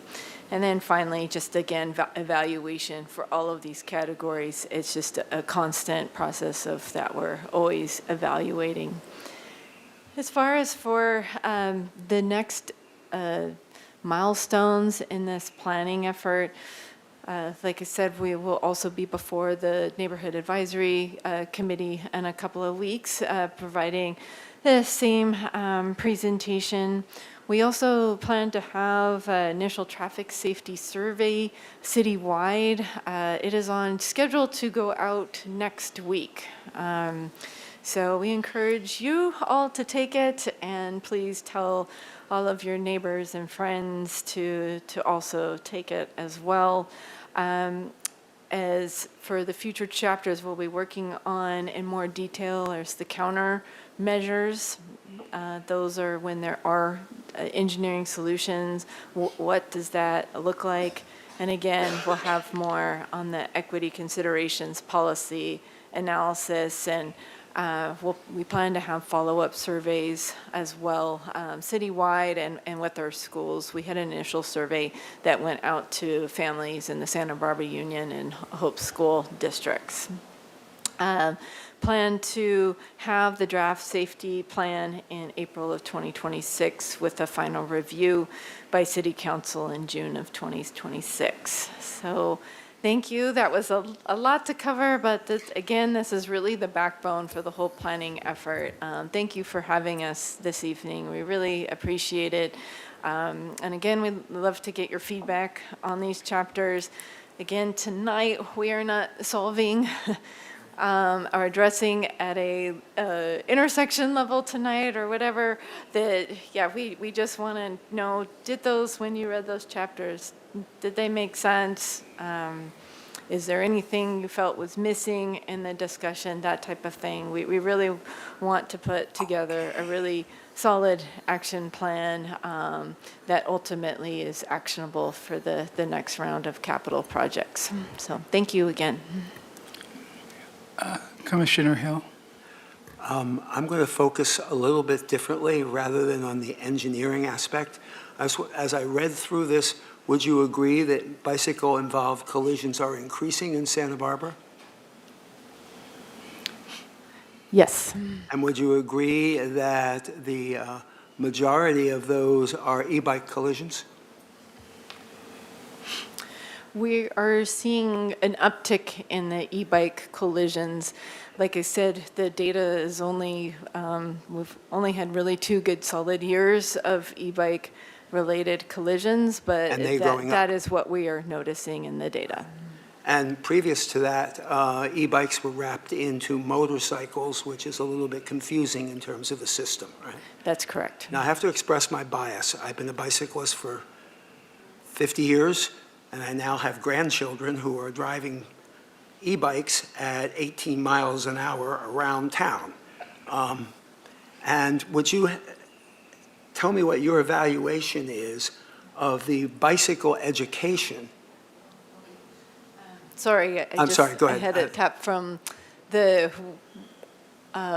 when you asked the question for the e-bike cycles, we're just talking about e-bikes and then the regular bikes, not wrapping in on that particular statistic of motorcycles. And then some of what is perceived as e-bikes in our community is not necessarily an e-bike. They would be classified as motorcycles in the motorcycle category. Right. And are they classified that separately in the statistics that you've got?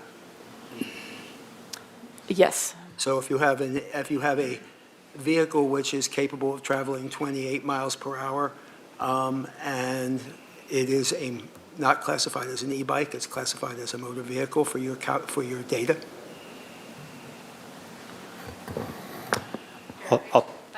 Okay.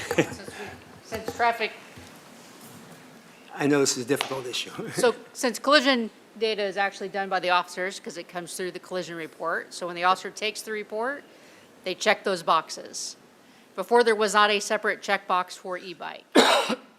So now there is, so that is separately captured. To her point, we only have a couple years of specific data related to e-bikes. So where So was, if it is a class 1, 2, or 3 e-bike, It's an it goes e-bike. in that e-bike. If it is what we call a Suron, so it is the pegless, it's classified, would be classified in that motorcycle category. Great. So that's the differential. So you have your regular human-powered bike, you have your e-bike, you have your motorcycles, and then you have your vehicles. okay.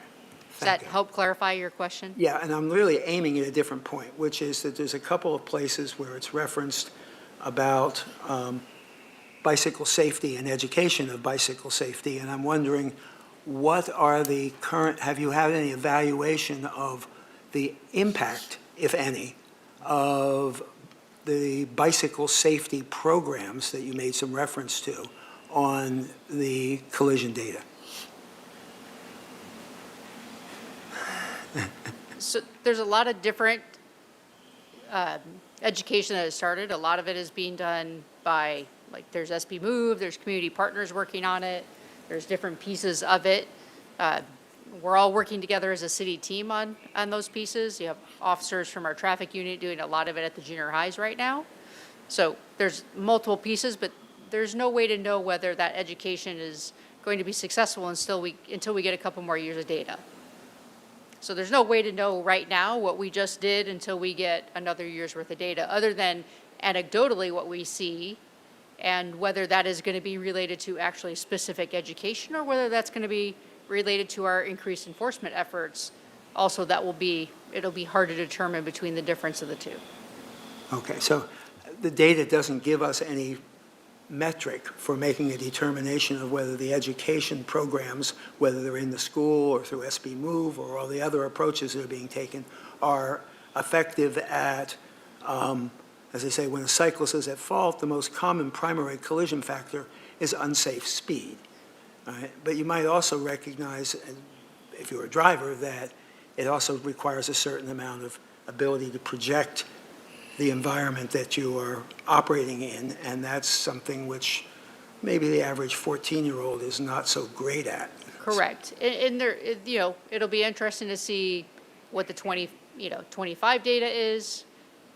I think we can make some inferences, but we won't know until we have that data with all of the different work that's being done. And quite frankly, I don't know that you will really know until the end of 26. And then there's all the pieces that they work on in terms of, all of the road improvements, and they're looking at what those road improvements, how that specifically relates to those intersections, and if there's a decrease at those. So it is the combination of all the E's and not just one versus the other. So hopefully, as we have more bicycle paths, they're using those, more the class 1 or type 1 bicycle paths, less interaction with vehicles. So I think there's a lot of different pieces that we look at to determine what is actually, successful. But when you're talking about education or enforcement, we will see what the numbers show. Okay. Commissioner Dozer. Really easy question. Do you guys have any data or accident data on roundabout accidents? We certainly have an increase in roundabouts. We do, not off the top of my head, but we do have the collision data for all those locations. Overall, federally, and these collision statistics are tracked nationwide, roundabouts generally result in less severe collisions, not necessarily fewer collisions, but the severity of collisions tends to go down. If you compare a roundabout with a traffic signal, you have the potential for two vehicles to collide at speed, whereas with a roundabout, the speeds are brought down. So if there is a collision, it tends to be less severe. Locally, that seems to be the case as well. The one difference I would say is at the Cliff Drive and Las Positas roundabout. It is a dot on our map that is showing that there has been a number of collisions there. What we're finding is there's a lot of DUIs there, and drunk drivers are really having a challenging time navigating that intersection, particularly the approach that comes down from Cliff Drive. That seems to really trip drunk drivers up, and so they crash, and that shows up in our statistics. All right, thank you. That's interesting. Commissioner LaPaz? Just curious, does the City Public Works can map traffic flows on the main streets and thoroughfares? Do you have a database that you can see by time of day the traffic flow, volume? Not in real time, no. We don't have the sensors that would collect that much data, so even Caltrans and those types of agencies that do have a lot of sensors on their freeways, we're finding now that the data that Google is collecting is actually a lot more robust than what we have the capabilities to collect. So, you know, for us, if we are looking for traffic flows, we can glean a lot of data just by looking on Google. The other thing is, I appreciate all the data that you shared and the collisions and all these things. Did you know that those similar data exist in insurance actuarial tables? Have you compared them? They're collected by most of the insurance companies. No, we haven't specifically.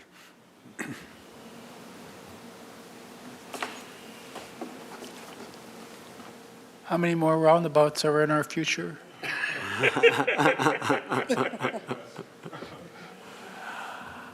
There's a few potential locations in the city. Nothing in the near term. You know, the State Street and Constance intersection is an all-way stop right now, and as Outer State Street develops, there's likely going to be more traffic going between Outer State Street and downtown, so some type of capacity improvement's likely going to be needed there, whether it's a traffic signal or a roundabout, so that's one potential location. But roundabouts have big footprints, so with a lot of our small right-of-ways in the city, we just don't have a lot more opportunities to do roundabouts. So I know you don't The have, most recent one was Cabrillo and Los Patos intersection. And then, as you know, the Caltrans is working on the HOV lane widening project on the freeway. But the future Cabrillo interchange would also have a roundabout coming soon for that interchange. so I know Not you on the said- freeway, on the off-ramps. Sorry. You didn't have statistics, comparable statistics from other California cities, but could you just give us a sense of how we compare, just from your own top of your head?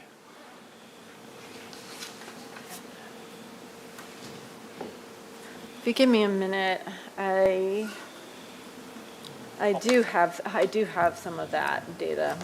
I can tee it up for you.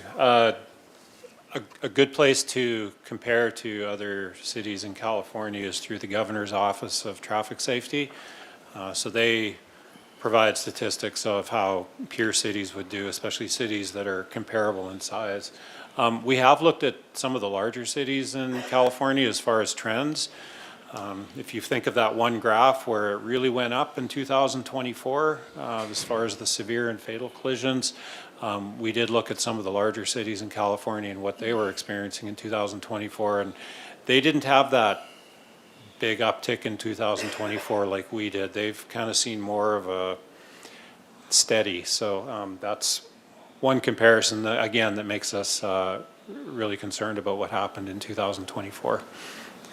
And when we kicked off this planning effort at City Council back in October of 2024, we did have a chart in that council agenda report. So I'll just provide just one example of a year.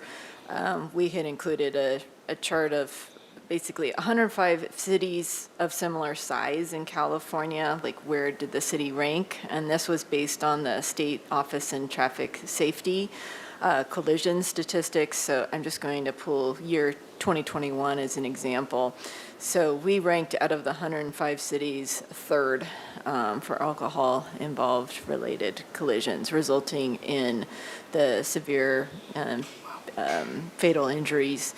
We ranked third for motorcycle-related collisions, seventh for pedestrians, and first for bicycle-related collisions. So although we like to be a leader in the city of Santa Barbara on many fronts, this is not one where we want to be leading, which is why we are very thankful that we received the federal monies for this action plan. Any other comments or questions from commissioners? A really, really quick one, I promise. Do you guys have anything to do with the bulb outs? Are they, and while I know that they're really hated for the most part, but are they effective in actually slowing people down, maybe to help pedestrians when they're crossing the street? They are. They're less effective as a speed control device, but where they've proven to be very effective is improving sight lines. So it keeps people from parking in red zones at corners, and it also gives pedestrians, they're able to see around parked cars a lot better, and it shortens the crossing distance as well for pedestrians. So we've seen good collision reduction at locations with curb extensions. From a traffic signal timing perspective too, which is something near and dear to my heart, when we reduce the crossing distances at intersections, it gives us a lot more flexibility in our signal timing as far as how we're able to allocate green time when we're not locked into some of the really long flashing don't walk times. So there's kind of that side benefit, not necessarily beneficial for safety, but as far as traffic flow too, we can really improve traffic signal timing in certain cases, not always, Thank you for that but explanation. yeah. And we've received a lot of grant funding over the years. Primary target and for the curb extensions is on safe routes to school routes. That's really important, and then other high volume pedestrian routes. Yeah. And I'll add too, as far as we call them countermeasures, as far as what the safety strategies are. The federal government's done a lot of work as far as identifying what they call proven safety measures. Curb extensions is one of them for pedestrians.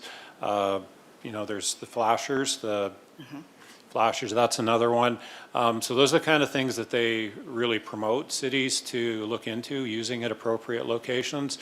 For highways, they have a different set of countermeasures as far as clear zones on the side of roads. So if somebody is sleepy, they might run into the rumble strips on the side of the road to alert them. So they've identified a lot of these safety measures that they really encourage the smaller agencies like ours to use at appropriate locations, and curb extensions being one of them. In order to get some of those safety measures in some of our neighborhoods, does there have to be statistics that show there was problems? Can we do it proactively? It depends on if you want to use grant funding to implement some of these measures, or if you're willing to use local funding. So in order to use grant funding, generally, yes, there has to be some kind of demonstrated safety issue. And that, because when we apply for a grant, we're competing against a bunch of other agencies that are asking for that same money. So if there's data that says that there's a problem, we're more likely to be successful. But with local funding, we've got a lot more flexibility. It's just that with local funding, it's a lot of competing needs. The police department, the library, parks, there's a lot of needs, and there's never enough money to go around to do all the things that the city wants to do. Thank you. Okay, thank you for excellent presentation. Do we have any public comment? Chair Herlinger, we do not have any in-person or online public comments. Okay, so we'll move to commission and staff communications.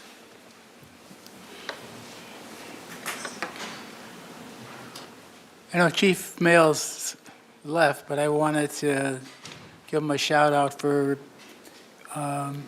he's made it a couple excellent presentations in the community recently. One I attended Sunday at the Riviera Association, where we had probably 200 or 300 people, and also at the Cosmopolitan Club a few weeks ago, and very well received. And he makes an excellent presentation. So, if there's no other business, we'll adjourn at 6:10.